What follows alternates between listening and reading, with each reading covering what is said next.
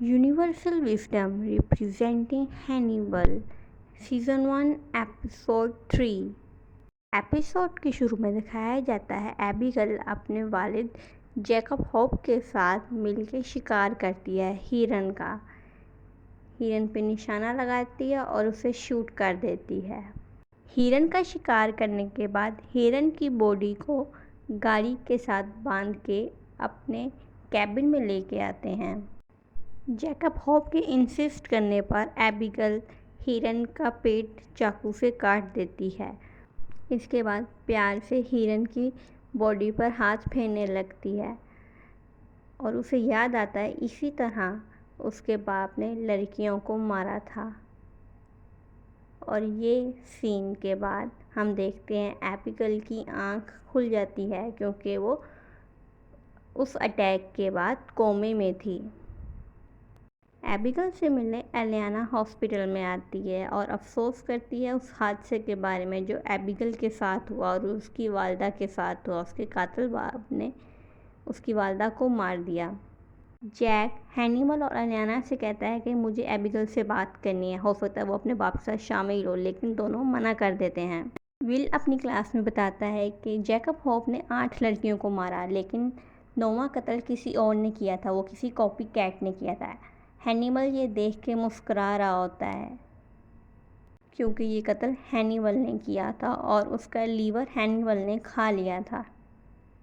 Hospital में फ्लेरी loans Abigail से मिलने आती है और उसे बताती है कि तुम्हारे बाप को विल ने शूट किया था और मैं तुम्हारे बारे में अपने ब्लॉग में लिखना चाह रही हूँ, इसलिए तुम मुझे वहाँ के बारे में सारी सूरत हाल बताओ कि वहाँ उस दिन क्या हादसा हुआ था। अचानक कमरे में विल और हैनिबल आ जाते हैं और फ्रेडी के ऊपर गुस्सा करके उसको वहाँ से निकाल देते हैं। फ्रेडी अपना विजिटिंग कार्ड देने की कोशिश करती है लेकिन विल उसे छीन लेता है और फ्रेडी फिर वहाँ से चली जाती है। विल एबिगेल से सॉरी करता है क्योंकि वो उसकी माँ की जान नहीं बचा सका और उसके बाप को भी कत्ल कर दिया। हालांकि उसको गिरफ्तार भी किया जा सकता था, लेकिन उस टाइम विल की प्रायोरिटी एबिगेल को बचाना था, इसलिए जैकब होप को शूट करना पड़ा। एबिगेल जैकब होप को शूट करने पे माइंड नहीं करती क्योंकि वो कातिल था बहुत सी लड़कियों का। फ्रेडी विल के बारे में ब्लॉग में लिखती है कि विल साइकेट्रिस्ट के पास जाता है इतना इंटेलिजेंट होने के बावजूद।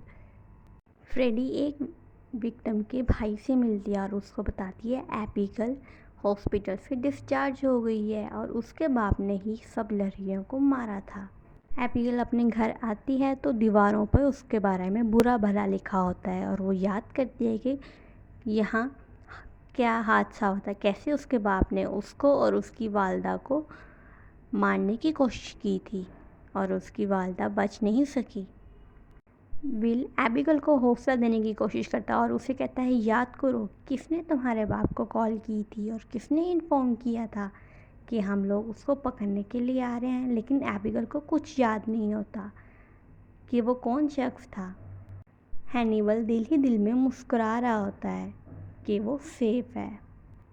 नेबर से एक दोस्त एबिगेल से मिलने आती है। वो कहती है कि मुझे तुम पे यकीन है कि तुम कातिल नहीं हो। दोनों घर से बाहर निकलते हैं तो विक्टिम का भाई एबिगेल को बुरा भला कह रहा होता है, लेकिन एबिगेल की दोस्त उसको पत्थर मार के भगा देती है। एबिगेल की दोस्त की मदर जब एबिगेल की दोस्त को बुलाती है तो एबिगेल की दोस्त अपनी वालदा के साथ बहुत बदतमीज़ी करती है और वहाँ से चली जाती है। विल उस लड़के का पीछा करता है लेकिन हैनिबल विल को डिस्ट्रैक्ट करके सारे निशानात छुपा देता है और कहता है कि वो लड़का भाग चुका है। हैनिबल बहुत अच्छी तरह जानता था कि वो लड़का यहीं कहीं छुपा हुआ है। विल ख्वाब में एबिगेल को देखता है और हिरन को देखता है और देखता है कि उसने एबिगेल को गला काट दिया है। एबिगेल को उसके बाप की कैबिन में लेके जाया जाता है। एबिगेल कैबिन में जाकर बहुत ज़्यादा डिस्टर्ब हो जाती है तो अचानक उसके सर पर खून गिरने लगता है।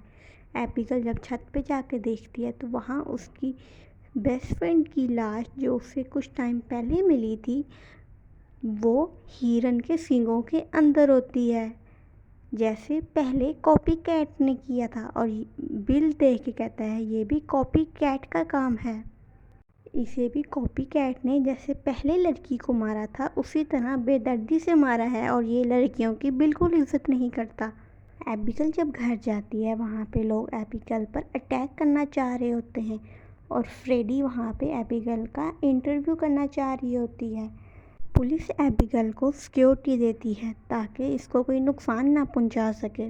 ایبیگل گھر کے اندر جا کے رونے لگتی ہے۔ اچانک اسے یاد آتا ہے کہ اس کا باپ کہتا تھا کوئی بھی چیز ضائع نہیں کرنی چاہیے۔ کشن کھولنے پر وہاں سے اس کو لڑکیوں کے بال ملتے ہیں۔ اچانک وہاں پہ وکٹم کا بھائی آ جاتا ہے اور گھبراہٹ میں ایبیگل اس کو چاقو مار کے ہلاک کر دیتی ہے۔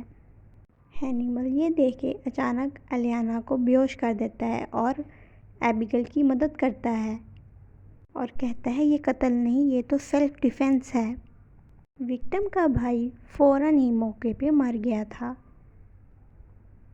ہینیبل ایبیگل کو سجیسٹ کرتا ہے کہ یہ بات پولیس کو نہیں پتہ لگنی چاہیے، ورنہ تم جیکب ہوپ اپنے باپ کے سارے قتلوں میں تم بھی شامل ہو جاؤ گی۔ الیانا کو کچھ سمجھ نہیں آتی کہ وہ اچانک بے ہوش کیسے ہو گئی اور ایبیگل کہاں چلی گئی۔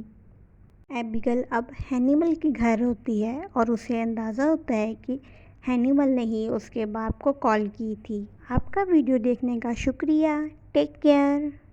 پھر ملتے ہیں اگلی ویڈیو پہ۔